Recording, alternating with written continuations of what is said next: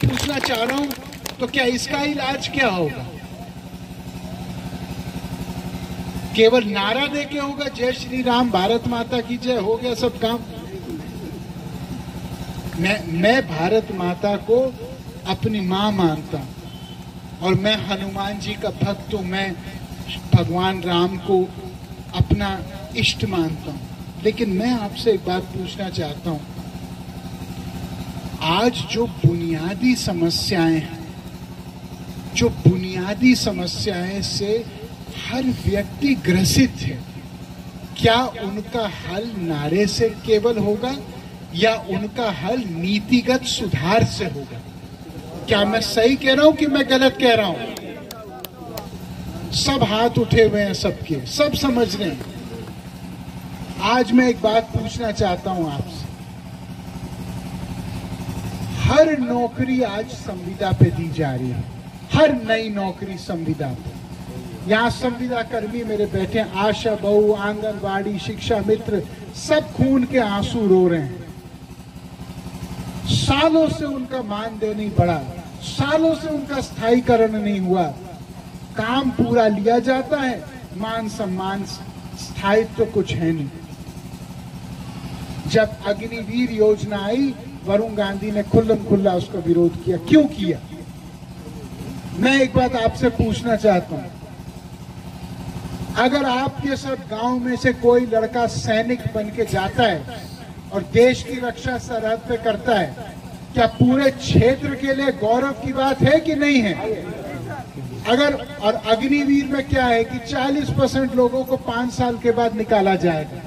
अब मैं ये बात पूछना चाहता हूं आपसे, जब वो लड़का 4 साल के बाद निकाला जाएगा, वापस आएगा और वो आर्मी के वर्दी पहन के आएगा और वो स्कूल में बर्तन मांजेगा, नाली साफ करेगा, तो क्या ये पूरे सेना का अपमान है कि नहीं है? क्या ये सेना के मनोबल पे ये असर पड़ेगा कि नहीं पड़ेगा? बाकी लोग नहीं कहेंगे हम मरने के लिए यहाँ अपने परिवार से दूर 1,000 किलोमीटर क्यों खड़े हैं यहाँ पे, हमको भी निकाल के बर्तन मंजवाओगे? देश चलाना कोई मजाक नहीं है, संवेदनशील और गहरा काम है। वरुण गांधी राजनीति में नहीं आया है अपने नाम के लिए। वरुण गांधी राजनीति में आया है कि आम आदमी का हिस्सा जो छीना जा रहा है, आम आदमी के लिए जो आदमी आज नहीं बोल रहा, मौन बन गए सब नेता, मौनी बाबा। 2014 से 32 करोड़ लोगों ने सरकारी जॉब के लिए अपनी अर्जी डाली है। 32 करोड़ लोगों ने 2014 से। और कितने लोगों को रोजगार मिला है उसमें से? 7 लाख लोग। मतलब 32 करोड़ लोगों में से 7 लाख लोगों को रोजगार मिला है 2024 से। मेरा आंकड़ा नहीं है, सरकारी आंकड़ा है। अब मैं पूछ रहा हूं बाकी लोगों का क्या होगा? वरुण गांधी निजीकरण के खिलाफ अक्सर बोलते हैं। मैं निजीकरण का दुश्मन नहीं हूं, लेकिन मैं एक चीज आपसे पूछना चाहता हूं कि ये जो हमारा नदी पार का क्षेत्र है, क्या यहाँ के लड़कों को कोई टाटा बिरला नौकरी दे रहे हैं? क्या आप जानते हैं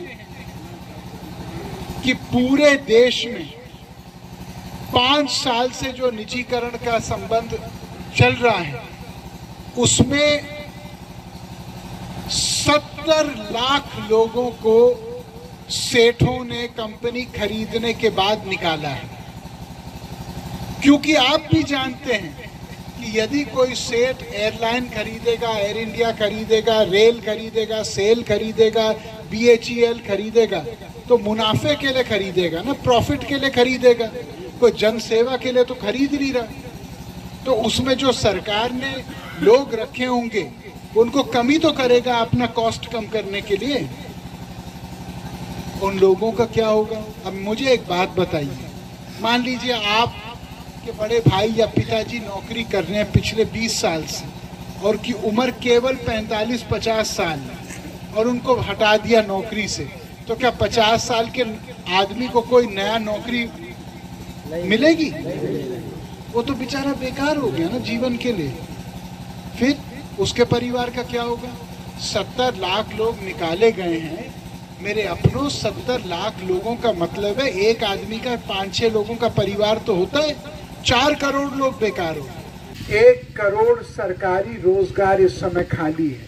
1 करोड़ सरकारी रोजगार खाली पड़ा है। वरुण गांधी ने एक बिल पार्लियामेंट में मूव किया पिछले साल, जिसका नाम है भरोसा भारतीय रोजगार संहिता, जिसने कहा कि जितने खाली नौकरी हैं कम से कम वे तो भर दीजिए। नए नौकरी के पीछे क्यों भाग रहे हैं? जो खाली रिक्त पद हैं, जो खाली पद हैं, उनको तो भर दो कम से कम। 1 खाली पद नहीं भरा गया। क्यों? क्योंकि पैसे बचाने हैं। पर किसके लिए पैसे बचाने हैं? सरकार का काम कोई व्यापार या व्यवसाय का तो है नहीं। सरकार का काम है जो लोग खुद खड़े नहीं हो सकते उनको खड़े होने में 1-2 हाथ इस्तेमाल करने हैं। लेकिन दुख की बात यह है कि स्थायी शक्ति नहीं दी जा रही। क्या शक्ति दी जा रही है? आटा दाल चना। चुनाव जब आता है, आटा दाल चना। तेरी मोहब्बत में हो गए फना, तेरी मोहब्बत में हो गए फना, मांगी थी नौकरी मिला आटा दाल चना। निजीकरण के वजह से, केवल निजीकरण के वजह से उत्तर प्रदेश के 18 लाख लोगों को पिछले 5 साल में नौकरी से हटाया गया है, केवल निजीकरण के वजह से। क्योंकि सेल बेच दिया, BHEL, रेल, ये वो, एयरलाइन, और जो 1-1, 2-2, 5-5, 10-10, 20-20, 50-50, 10-10 हजार नौकरी कर रहे थे, वे सब हट गए। अब उत्तर प्रदेश वैसे भी बेरोजगारी के चपेट में है। अब 18 लाख और आदमी बेरोजगार होगा तो उसका असर कम से कम 1 करोड़ लोगों पे पड़ेगा, क्योंकि कम से कम 5-7 लोग एक परिवार में होते ही हैं। प्रभातखबर.com, विश्वास वही, रफ्तार नहीं।